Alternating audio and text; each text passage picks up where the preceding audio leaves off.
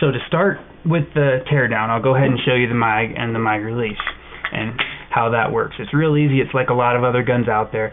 Just right there at the base of the trigger guard. Push it in, mag comes right out. Nice and easy. The first step in tearing down the gun is to lock the slide back.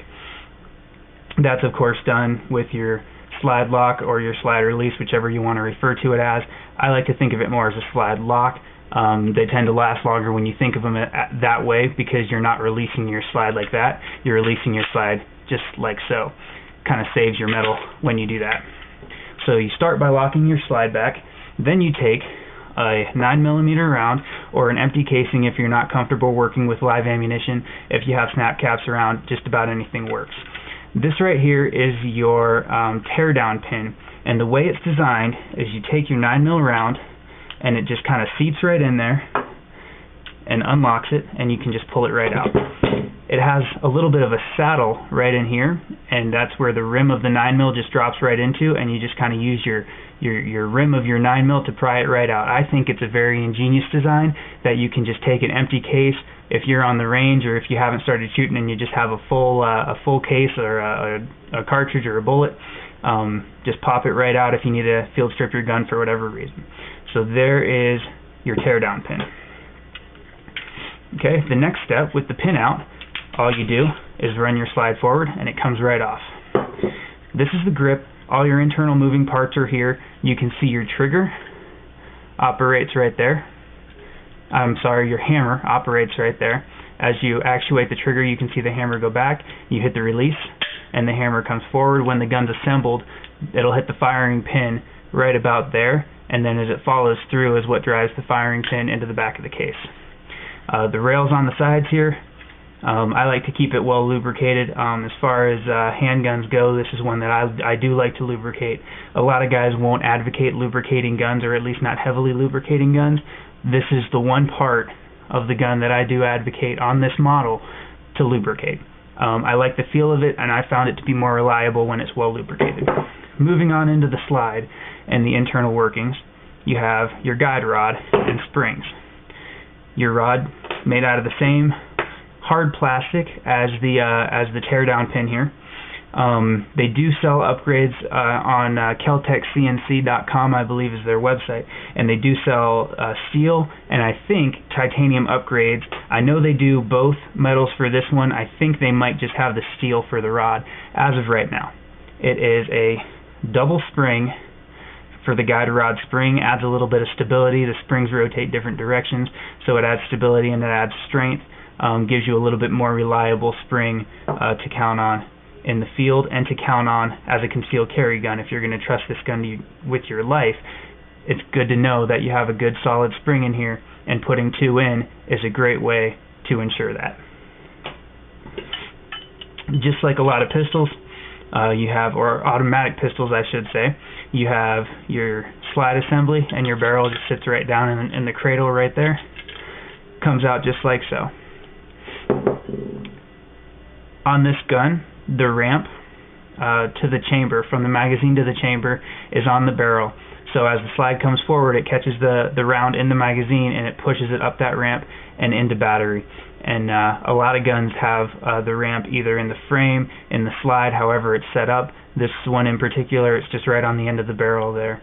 I think it's a pretty neat design. They have a throat right here on the barrel, which the manual says is for cooling. I'm not sure just how well that helps cool the barrel, but I'll take their word for it. You know, I'm not really sure what the purpose of that is. If it's easier to machine, or they say it's cooling. Like I said, I'll take their word for it. Onto the slide right here and getting into a few of the moving parts. This is real basic as far as a firearm is concerned. There's not many moving parts to it. The firing pin sticks out right back here and is struck by the hammer as the hammer comes forward. You can see as I push the firing pin forward, you can just barely see it kind of peek out right there, and that's where it would strike the primer on the round.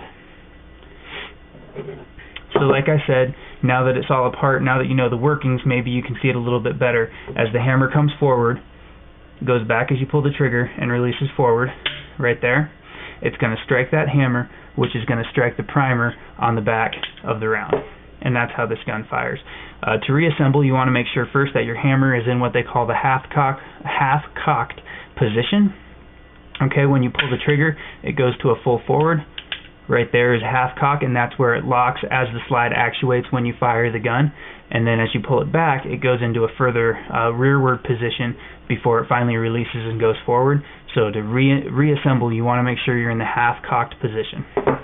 First thing you do, just like a lot of other guns, this should be pretty repetitive to a lot of the active shooters out there who already know a lot about how firearms work, how pistols work.